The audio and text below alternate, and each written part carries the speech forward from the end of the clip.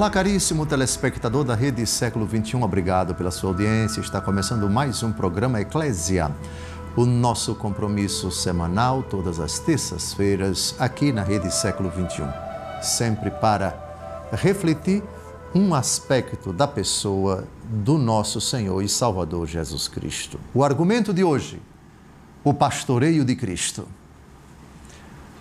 O pastor das ovelhas, melhor ainda, o bom pastor. O texto clássico, que vai ser o primeiro citado, sem dúvida alguma, não podia deixar de ser, o discurso de Jesus sobre esse argumento no capítulo 10 do Evangelho segundo João. O tema é relevante não só porque Jesus falou, mas precisamente porque, olhando para ele, nós compreendemos como ele interpretou as palavras que vão ser lidas agora. O melhor intérprete das palavras de Cristo é ele. E ele interpreta o que ele diz, seja explicando com palavras, seja agindo. O bom pastor que dá a vida pelas suas ovelhas. Ninguém tem maior amor do que aquele que dá a vida pelas suas ovelhas. É verdade que esse argumento não é novo em comparação com o Antigo Testamento. Ou seja, o Antigo Testamento já atribui a Deus Todo-Poderoso o título de pastor. Pensemos no Salmo 22. O Senhor é o meu pastor, nada me faltará. Quem não conhece esse salmo? Mas agora a diferença é que o pastor assumiu a natureza humana. O pastor se visibilizou. O pastor se identificou com as ovelhas. O pastor fez-se ovelha. Como assim? Jesus é o único pastor que é cordeiro. Eis o cordeiro de Deus que tira o pecado do mundo. Ora, entre cordeiro e pastor, quem é que pastoreia? É o cordeiro que pastoreia o pastor ou é o pastor que pastoreia a ovelha? Que pastoreia o cordeiro? É o pastor. Mas Jesus é ao mesmo tempo pastor e também cordeiro. Essa frase, eis o cordeiro de Deus que tira o pecado do mundo, de João Batista, também não é novidade no Novo Testamento.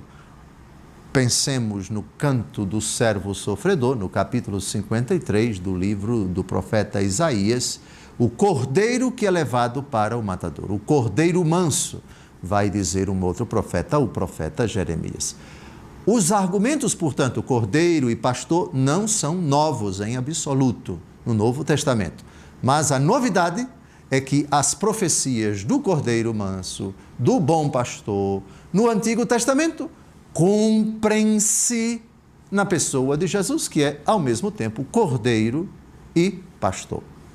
Com a palavra, o próprio Senhor Jesus, no texto com o qual se abre esse programa, e que abertura solene. Vamos a ele. Em verdade vos digo, quem não entra pela porta no aprisco das ovelhas, mas sobe por outra parte, é ladrão e salteador.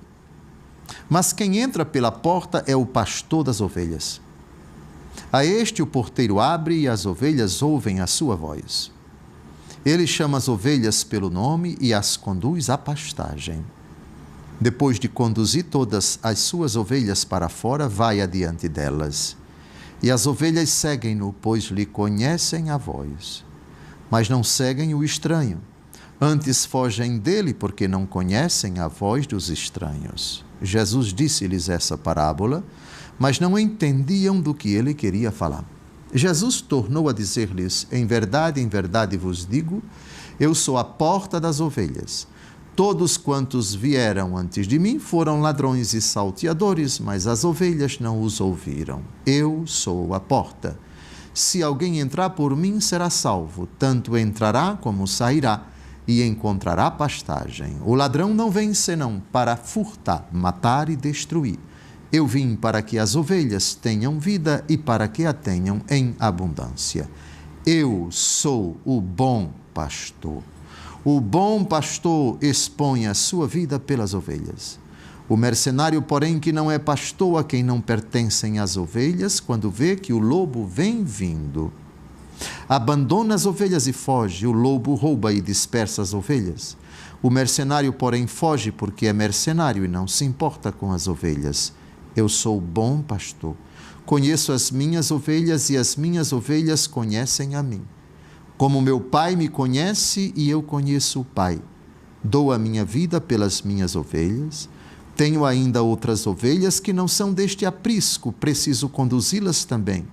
E ouvirão a minha voz, e haverá um só rebanho e um só pastor.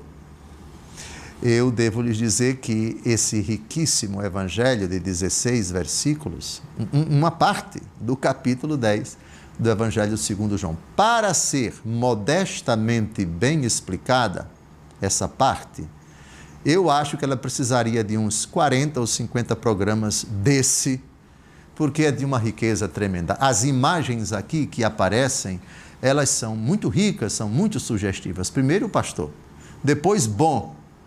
Jesus é o bom pastor, é o belo pastor, bom mestre, que devo fazer para ganhar a vida eterna. A contraposição que ele faz com a sutil contraposição que Jesus faz entre bom pastor. Se Jesus coloca o adjetivo bom, é porque existem maus pastores.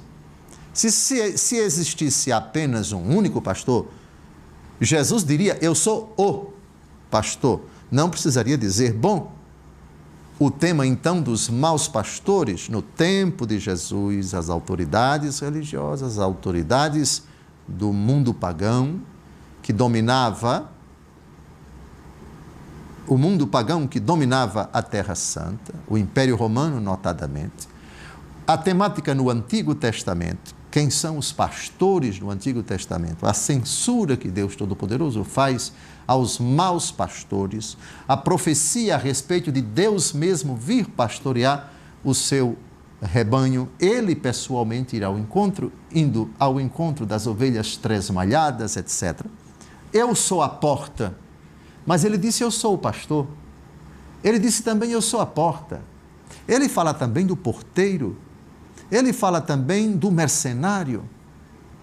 Ele fala também dos lobos que vêm para roubar, matar e destruir. É óbvio que é um ensinamento rico que não dá para você abordar aqui, até porque tem outros textos do Novo Testamento que eu tenho que citar.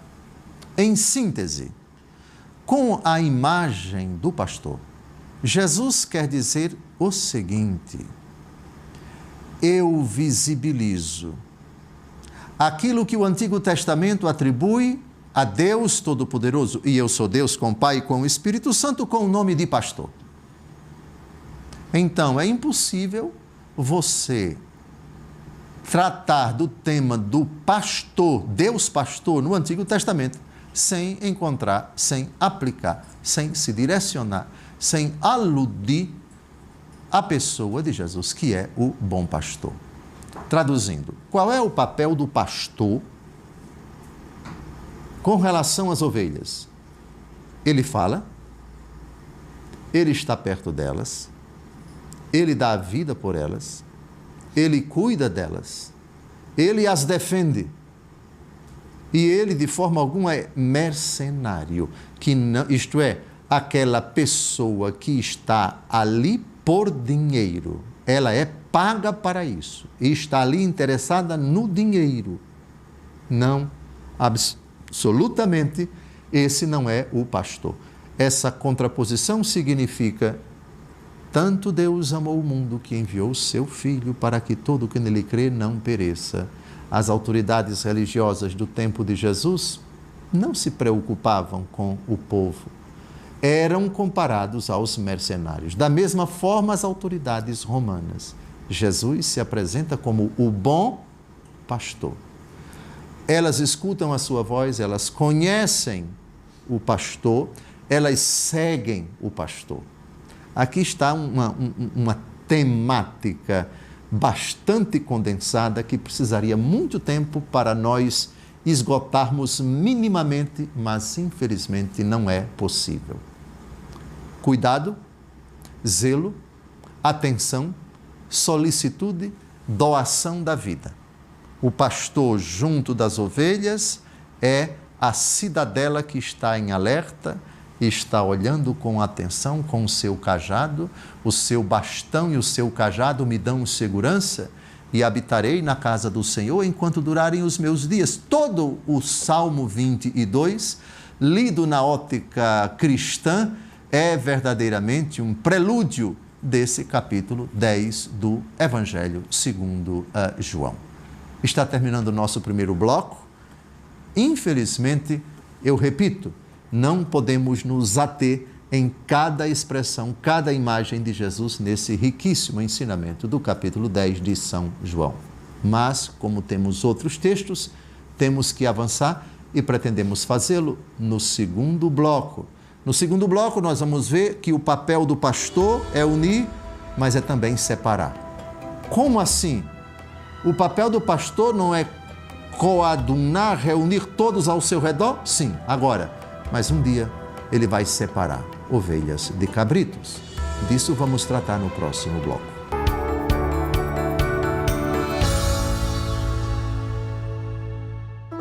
Olá, caríssimo telespectador da Rede Século XXI, obrigado por ter permanecido conosco depois desse breve intervalo. Está começando o segundo bloco do programa Eclésia, hoje debruçando-se sobre o argumento do pastoreio de Cristo. O texto clássico, que tinha que ser o primeiro, abordado no primeiro bloco, João capítulo 10, versículos de 1 a 16, o discurso do próprio Jesus sobre o bom pastor. Ele é o bom pastor. Durante a vida pública de Nosso Senhor, o evangelista Marcos atesta, também São Mateus faz alusão a isso, mas eu escolhi a versão de São Marcos, atesta que Nosso Senhor Jesus Cristo lança um olhar, muitas vezes ele fez isso, um olhar de compaixão sobre a multidão que o cerca e faz uma constatação, como ovelhas sem pastor. E Jesus, condoído diante disso, ensina muitas coisas, cura, expulsa os demônios, acolhe toda essa multidão de quase indigentes que acorre a Nosso Senhor, que se dirige a Ele, que o busca sofregamente para vê-lo, para ouvi-lo, para tocá-lo, para desfrutar da sua presença, do seu ensinamento e do seu poder. Com a palavra, o evangelista Marcos, capítulo 6, versículo 34. Ao desembarcar, Jesus viu uma grande multidão e compadeceu-se dela, porque era como ovelhas que não têm pastor, e começou a ensinar-lhes muitas coisas. Jesus se compadece, Jesus tem dó, Jesus se comove com o estado de abandono, o estado de carência, de depauperamento físico, por que não? Tanto é que Jesus multiplica os pães e os peixes pelo menos 2 vezes, 2 milagres da multiplicação dos pães e dos peixes, mas sobretudo de depauperamento moral, depauperamento espiritual, isto é, uma multidão carente de ensinamento. Ninguém lhas ensinava. Ninguém se dedicava à multidão para pregar com tanta simplicidade, com tanta sabedoria, com tanto amor, com tanta paciência, como fez nosso Senhor Jesus Cristo. Eu consigo mais ou menos imaginar, apesar de a minha imaginação certamente não alcançar a comoção e também a emoção desse momento, Jesus compadecido diante dessa multidão, como ovelhas sem pastor. Quem são esses pastores? Obviamente que o sentido da palavra pastor no Antigo Testamento é um pouco diferente do sentido da palavra pastor no Novo Testamento. Os pastores no Antigo Testamento são os reis. São as autoridades que nós hoje chamaríamos as autoridades encarregadas de cuidar do bem comum do povo. pastor no Antigo Testamento não era um título adequado, apropriado, oportuno, identificado com, por exemplo, os sacerdotes. Não, sacerdote é templo, profeta é o anúncio da palavra e os reis, os governantes, esses eram chamados de pastores. No judaísmo tardio, esse título também vai se dirigir para os sacerdotes, mas no começo o título era dirigido aos governantes. No tempo de Jesus, a palavra pastor é mais voltada para as autoridades religiosas. Citemos algumas: escribas, doutores da lei, fariseus, etc. Tanto é que aqui, ovelhas que não têm pastor, ovelhas que não têm ensino, ovelhas que não têm atenção das autoridades religiosas. Jesus começa a ensinar-lhes muitas coisas, ou seja, a suprir essa carência que leva essa multidão a procurar nosso Senhor. Se eles procuram e avidamente, e Jesus atesta que eles são como ovelhas sem pastor, é porque eles não tinham isso de quem eles esperavam e de quem tinha a obrigação de dar para eles aquilo que eles não recebiam e que Jesus agora está dando. No capítulo 26 do Evangelho segundo Mateus, no versículo 31, Jesus lança mão de uma profecia de Zacarias, capítulo 13, versículo 7. Ele está perto da sua paixão. Jesus aqui já está no seu discurso de despedida. Aliás, o capítulo 26 do Evangelho segundo Mateus, se não me engano, já é no contexto da celebração da Eucaristia. Jesus prediz a negação de Pedro. Jesus acaba de celebrar a Santa Missa. O capítulo 26 é o capítulo do relato da instituição da Eucaristia, a ceia da Páscoa. O dia em que Nosso Senhor é preso. Termina a celebração no cenáculo e ele vai para o Jardim das Oliveiras, onde acaba sendo preso. O que diz a profecia de Zacarias, capítulo 13, versículo 7? Uma profecia assustadora, mas assustadora mesmo. Aqui está: ferirei o pastor e as ovelhas do rebanho serão dispersadas. Essa, digamos assim, é a, aspas, melhor forma de você dispersar o rebanho, ferindo o pastor. E Jesus toma para si essa profecia e diz, em outras palavras, é lógico, vamos ver agora o versículo inteiro, essa profecia é a meu respeito, ela diz respeito a mim. Com a palavra, o próprio Jesus, Mateus 26, versículo 31. Disse-lhes então Jesus: esta noite serei para todos vós uma ocasião de queda, porque está escrito: ferirei o pastor e as ovelhas do rebanho serão dispersadas. Todos nós sabemos o que acontece no Jardim das Oliveiras. Jesus entra em agonia e perto dele estão Pedro, Tiago e João. O texto não diz se um pouquinho afastados estão os outros. Provavelmente sim, mas Jesus leva os três para um lugar à parte e ali entra em agonia. E os três, Pedro, Tiago e João, acabam dormindo. E Jesus pede: fiquem aqui, vigiem comigo, acordem, rezem, rezem, rezem. O espírito está preparado, mas a carne é fraca, e assim por diante, até que chegam os algozes, acompanhados por Judas Iscariotes. Vem o beijo de Judas, vem a prisão, etc. E eles fogem. Ninguém fica perto de nosso Senhor. Mais para frente, quando Jesus vai ser julgado, é que Pedro fica um pouco à distância. E é nesse contexto, perto de algumas pessoas, de uma escrava, de uma serva, que ele vai negar Jesus 3 vezes. O fato é que, na hora em que Jesus é preso, todos, absolutamente todos, abandonam nosso Senhor. Cumprindo-se assim, Zacarias 13, 7, ferirei o pastor e as ovelhas do rebanho serão dispersadas. Uma das cenas mais comoventes de Nosso Senhor, quando ele chega em Jerusalém, antes de entrar na cidade, o episódio que nós comemoramos no Domingo de Ramos, ele chora sobre a cidade. Jesus chora. Jesus chora algumas vezes. Essa é uma delas.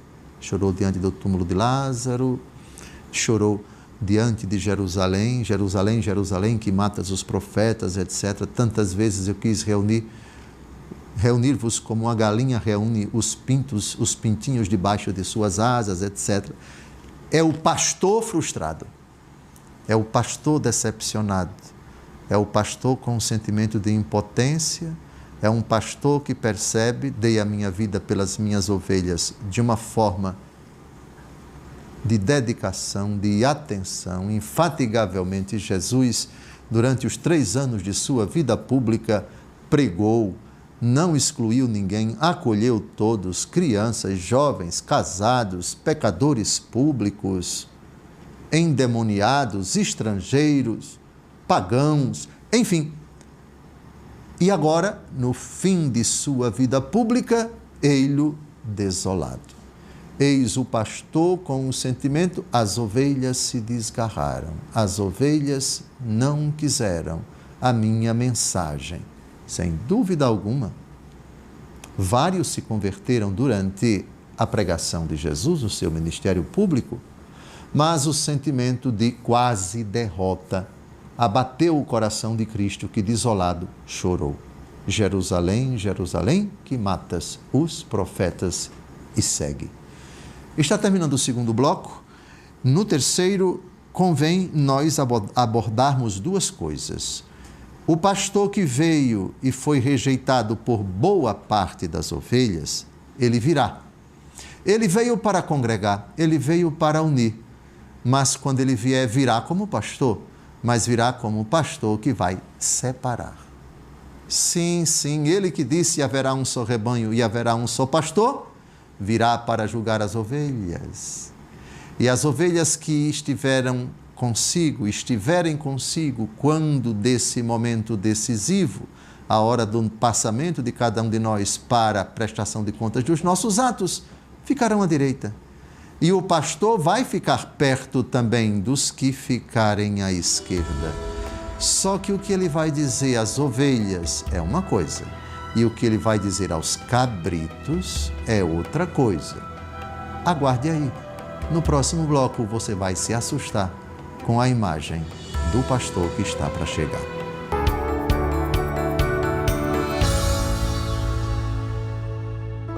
Olá, caríssimo telespectador da Rede Século XXI, obrigado por ter permanecido conosco depois desse segundo intervalo. Está começando o nosso terceiro bloco, o programa Eclésia, hoje debruçando-se sobre o argumento, o pastoreio de Cristo. Eu quero dar uma dica muito importante para você, especialmente se você está gostando dos nossos encontros aqui no programa Eclésia. No nosso site você pode encontrar os conteúdos dos nossos programas aqui na Rede Século XXI, também as minhas homilias e ainda um espaço para que você deixe o seu pedido de oração. Acesse domjosefalcão.com.br. Eu prometi no final do bloco passado aludir a um texto assustador. O juízo final é descrito como a vinda do pastor. É no capítulo 25 do Evangelho segundo Mateus, versículos de 31 a 46, onde se narra o derradeiro momento da história da humanidade. Quando Cristo vier em glória, cercado pelos seus anjos, ele virá na condição de Filho do Homem, com poder e majestade, para julgar toda a humanidade, o que recitamos no credo, virá para julgar os vivos e os mortos. Mas é uma palavra só do versículo 32 que nos interessa aqui. Ele virá na condição de pastor. Mateus, capítulo 25, de 31 a 32. Quando o Filho do Homem voltar na sua glória, e todos os anjos com ele, sentar-se-á no seu trono glorioso. Todas as nações se reunirão diante dele, e ele separará uns dos outros, como o pastor separa as ovelhas dos cabritos. Vejam, Jesus, no texto que nós citamos no primeiro bloco, João 10, de 1 a 16, precisamente versículo 16, diz: dou a minha vida pelas minhas ovelhas, tenho ainda outras ovelhas que não são deste aprisco, preciso conduzi-las também e ouvirão a minha voz e haverá um só rebanho e um só pastor. E no juízo final ele vai separar. Afinal de contas, Jesus quer um só rebanho ou Jesus quer separar? Jesus quer um só rebanho. A separação não será por vontade dele. Será uma consequência da iniciativa daqueles que, chamados, não quiseram ser ovelhas. Preferiram ser cabritos. Então, o pastor, que queria que todos fossem congregados em torno de si, num único rebanho, ele sendo o único pastor, João 10, 16, e deu a vida pelas ovelhas e pregou e anunciou, e por meio da sua igreja, por meio de forma notada pelos pastores da igreja, mas não apenas por eles, e pelo batismo, cada um de nós faz parte do pastoreio, da dimensão pastoral de Cristo. Ele que quis congregar. Os que não quiseram têm que ser separados. O pastor separa as ovelhas dos cabritos.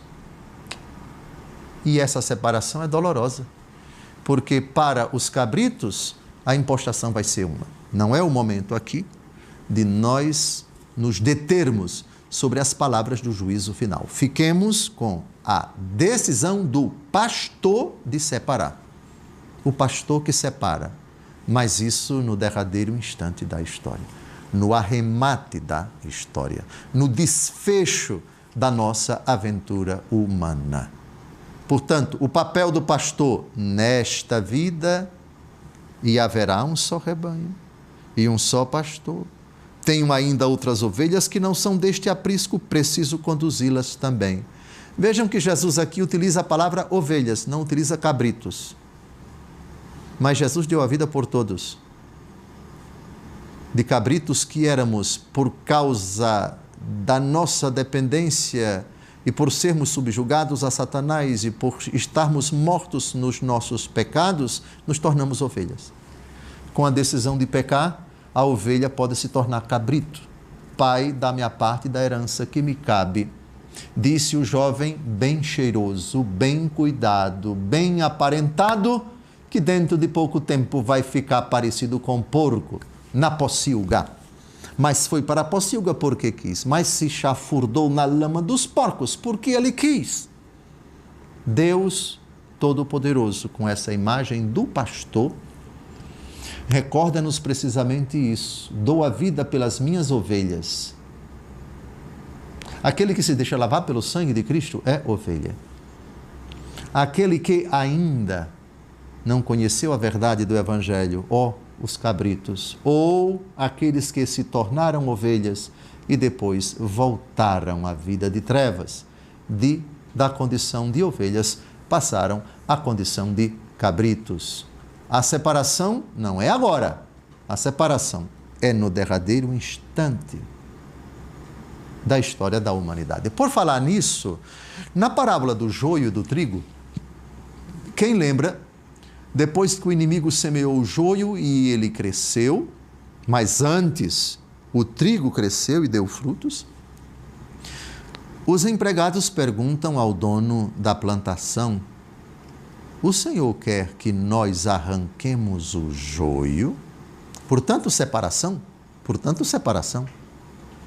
O Senhor disse: deixai-os crescer. No fim dos tempos, na colheita, vocês vão separar. Olha aqui agora, na parábola do joio e do trigo, a separação não é agora. Deixe os dois crescerem.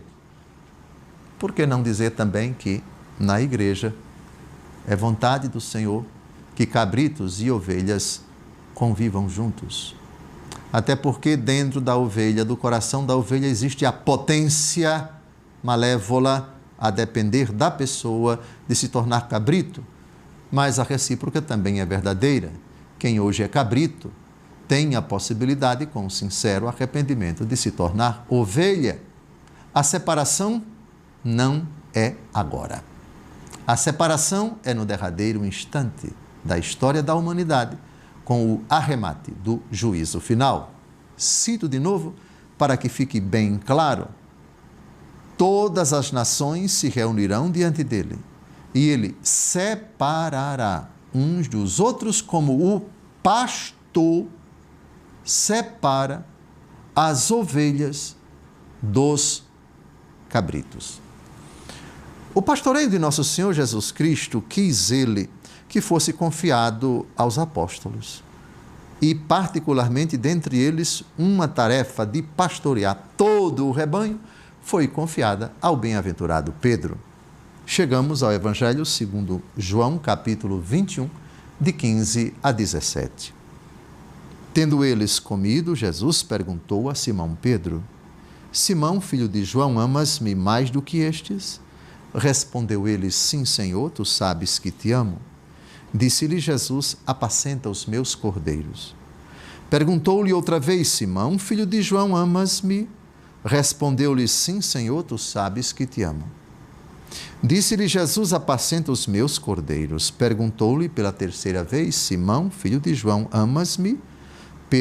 Pedro entristeceu-se, porque ele perguntou pela terceira vez: Amas-me? E respondeu-lhe: Senhor, sabes tudo, tu sabes que te amo. Disse-lhe Jesus: Apacenta as minhas ovelhas. Jesus confia aos seus pastores, aos pastores da igreja, a Pedro e aos seus sucessores no ofício, o bispo de Roma, cidade onde morreu o apóstolo Pedro, é o legítimo detentor dos poderes que o Senhor Jesus conferiu individualmente ao apóstolo Pedro, da mesma forma que os bispos sucessores dos apóstolos são os detentores dos poderes que o Senhor conferiu ao colégio apostólico. No livro dos Atos, capítulo 20, versículo 28, temos um conselho do apóstolo para os pastores, para os bispos da igreja. Cuidai de vós mesmos e de todo o rebanho, sobre o qual o Espírito Santo vos constituiu bispos, para pastorear a igreja de Deus, que ele adquiriu com o seu próprio sangue. Cuidar de si e do rebanho. A precípua obrigação do bispo, que é o pastor da igreja de Deus. Claro que em um grau menor, os presbíteros, que são colaboradores da ordem episcopal, no exercício do seu ministério em comunhão com os bispos, essa afirmação também se aplica para eles. Pelo sacramento da ordem, os presbíteros são pastores do rebanho. Mas convém recordar que o sacramento do batismo confere a todos os fiéis batizados uma participação no munus, na função, na missão pastoral de nosso Senhor e Salvador Jesus Cristo, que na primeira Pedro, capítulo 2, versículo 25, o primeiro Papa diz a respeito dele: éreis como ovelhas desgarradas, mas agora retornastes ao pastor e guarda de vossas almas. O mesmo apóstolo, lá no capítulo 5, versículo 4, chama nosso Senhor Jesus Cristo o Supremo Pastor. E quando aparecer o Supremo Pastor, recebereis a coroa imarcessível da glória, a coroa imperecível da glória. Já terminando o nosso terceiro bloco, no último, gostaria, antes de responder as perguntas, de citar um breve texto do Apocalipse, capítulo 7, versículos de 15 a 16, onde se diz que no céu Jesus será o nosso pastor. Até no céu, esse título se aplicará a nosso Senhor e Salvador Jesus Cristo.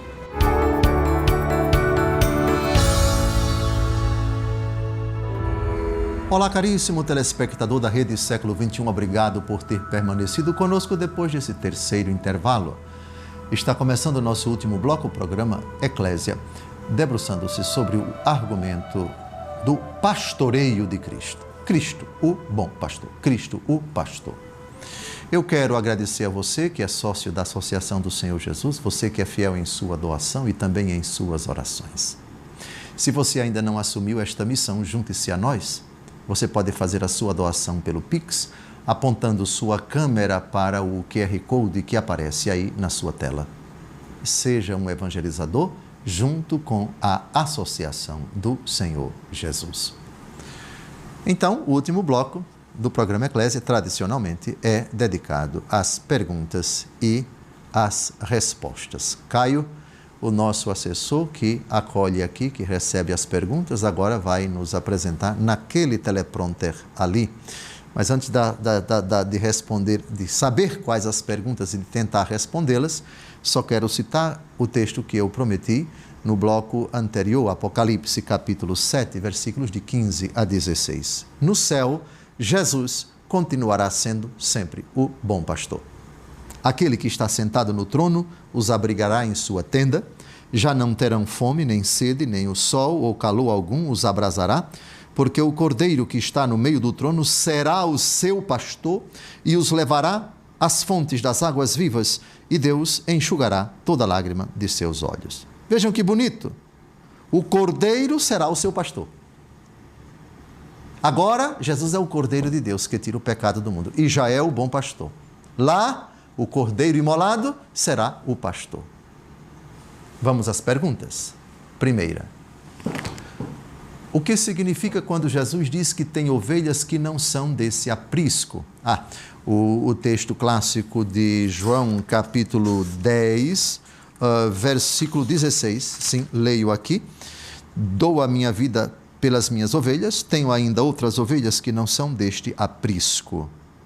Preciso conduzi-las também. Aprisco significa rebanho. Aqui esse espaço onde estão todas as ovelhas ao redor do pastor. Ora, é do rebanho de Cristo quem conhece Cristo, quem crê em Cristo, quem aderiu a Cristo pela fé e pelo batismo. Quem ainda não aderiu a Cristo pela fé e pelo batismo, quem não tem um conhecimento explícito de Cristo, e o sinal distintivo, característico da pertença ao aprisco de Cristo é a fé e o batismo. Esses que não são do aprisco são aqueles que não foram ainda assinalados pelo lavacro batismal, batismo, não foram batizados, e antes e concomitantemente professaram a fé. Aqui está o sinal característico: quem crê e for batizado será salvo. Mas como podem crer se ainda não ouviram, diz São Paulo? E como podem ouvir se não houver quem pregue? E como pregarão se não forem enviados? Então, as ovelhas que não são do aprisco, é desejo de nosso Senhor Jesus Cristo que, por meio da igreja, tenham um conhecimento explícito de Jesus e se deixem acolher, se deixem seduzir pela palavra do Evangelho.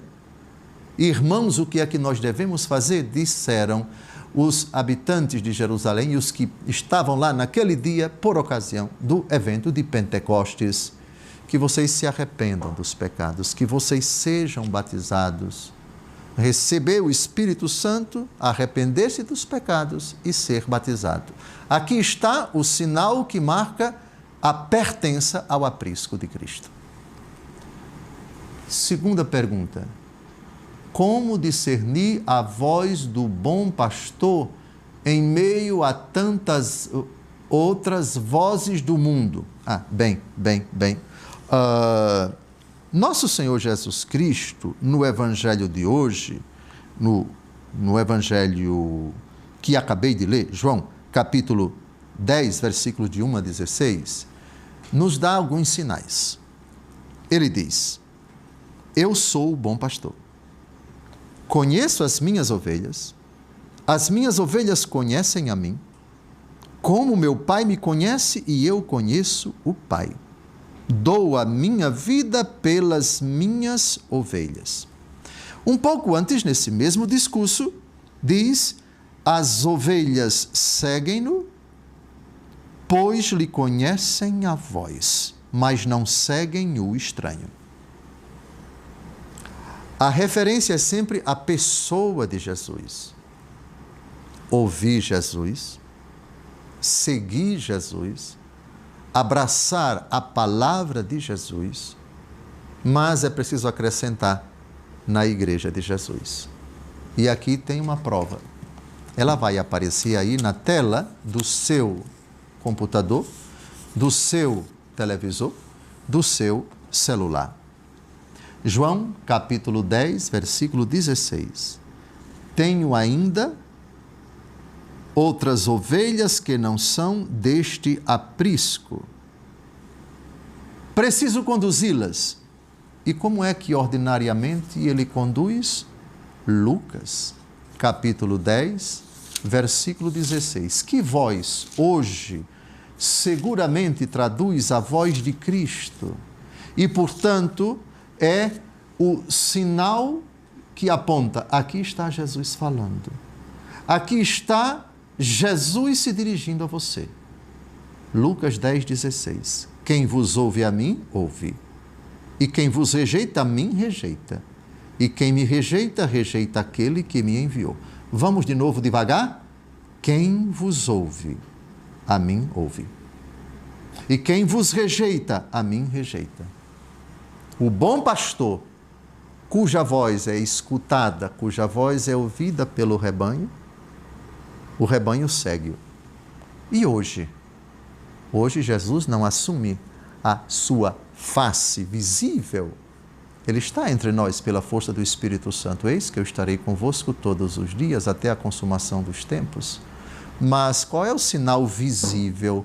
Qual é o sacramento que atesta? Aqui está a presença do bom pastor. Aqui está a voz do pastor. É o próprio Jesus quem diz, Lucas 10, 16, quem vos ouve, a mim ouve. Quem vos rejeita, a mim rejeita.